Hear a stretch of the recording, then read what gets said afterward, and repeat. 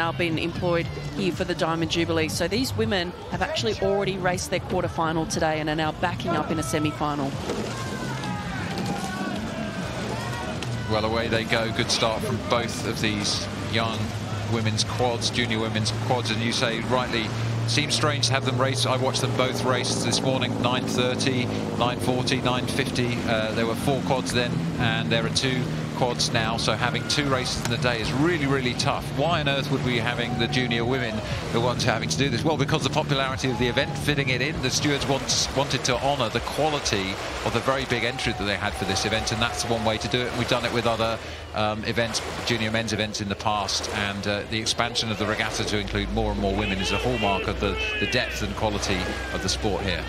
And these 2 crews in front of us in the dark rowing suits and the white cross on their blades, that is Shrewsbury School A, who this morning defeated Lee Rowing Club.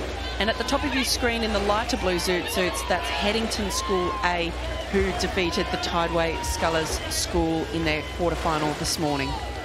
So looking at the times this morning, these races were rowed quite close together. It was the Headington young women who were the faster crew with a time of 7:32. Shrewsbury beating Lee at 7:42. So we might think that Headington may have a little bit more pace. 2 different races, but under similar conditions. Looks to me as though Headington are just sneaking a little bit of a lead here. Young stroke Claudia Rossington in the Headington crew, only 15 years, nearly 16 years of age, so one of the younger competitors in this regatta, and to be sitting there in the stroke seat, she's got some responsibility on those young shoulders to set the rhythm, to set the length, and to set the technical approach for the whole crew.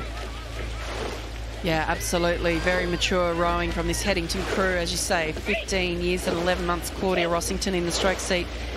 Trudy Marks in the bow seat, only 16 years and 9 months. So a number of years ahead in this category. So perhaps looking ahead to future years as well. But, I mean, they'll have their eyes on the prize tomorrow. Headington School certainly one of the favourites now to make it through to tomorrow's final. Yep, we can look on the left of our picture at the Shrewsbury School A crew there. Maddie Hollins is steering in the bow seat. In front of her sits Maggie Page. I was just watching her in the 2 seat, 17 years of age, calling to the rest of the crew. It's often the case in these coxless boats that the athlete in the 2 seat will make the calls. She was calling 3, 2, 1 legs, an opportunity for them to get the power on, and they needed to respond to the Headington crew.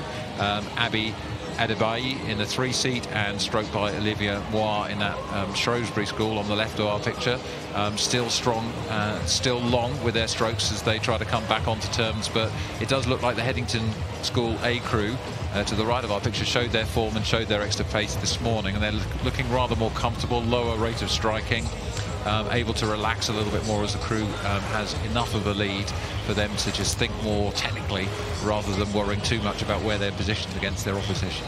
Yeah, and this is a really interesting, I guess, rematch of sorts. Of course, at the National Schools Regatta, Headington School winning the bronze medal in the championship girls quads, and Shrewsbury. It's a difficult one at this time of night, Sarah. I'm really struggling with these words at 7:30 at night. A silver medalist in that same event. So these 2 crews matching up, and we're seeing somewhat of a reversal of those results at this stage of the race. Yeah, this stage, that's right. Do Shrewsbury have something to come home with? Well, it looks like they're attacking right now, the Shrewsbury girls on the left of the picture. The rate of striking's going up.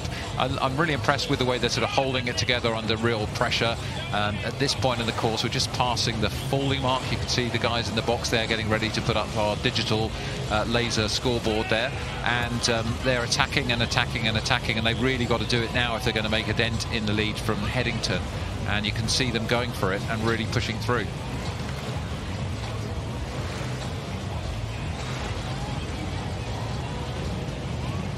Wow, Headington looking really confident here now.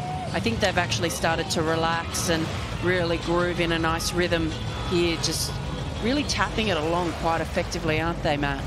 Yeah, it's interesting. We were talking earlier about Claudia in the stroke seat being only just under 16, 15 years of age. The other young women in this crew, 18, 17 and 16 sitting behind her. So they made a choice to put the less experienced and younger athlete in the stroke seat. It seems to be paying off. She's setting a very nice, powerful rhythm, a good, strong leg drive you can see in the Headington crew.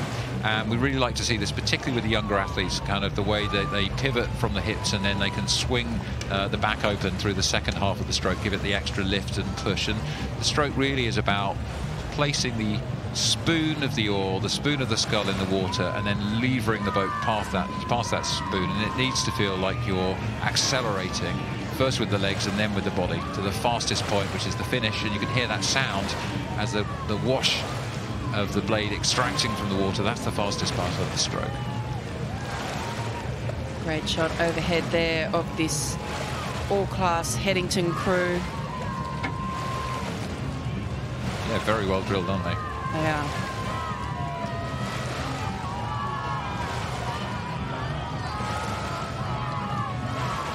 In the bow seat there, Trudy Marks.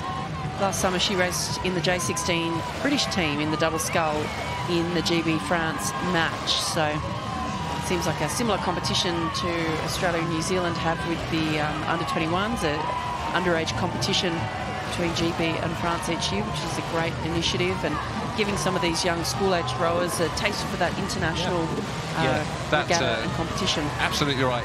My first international race was a similar race against the Anglo-French match, we called it in those days, and I think many of us on this side of the channel have had that kind of experience and privilege to compete internationally for the first time. It eases you into that competition, and it introduces you to the extra adrenaline you get when you represent your country. When you pull on, you know, that vest, it's not your club vest, but it's actually a national vest. That's quite something, isn't it? And that's something many of these girls in this race will be looking to do in the next few years. And I imagine to come back then to a school season after having an experience like that must just really help take these athletes to another level, and then they also help to impart that experience and that knowledge to their teammates and their squad mates as well.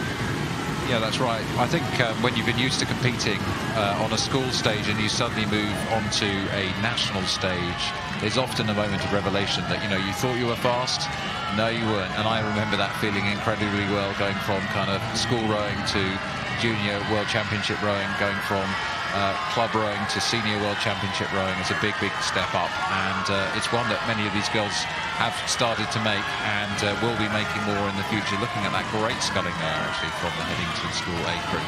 Yeah, what an impressive row here from the Headington School A crew as they're coming down towards the line. And to think that 2, if not possibly 3 of these girls might be back again next year.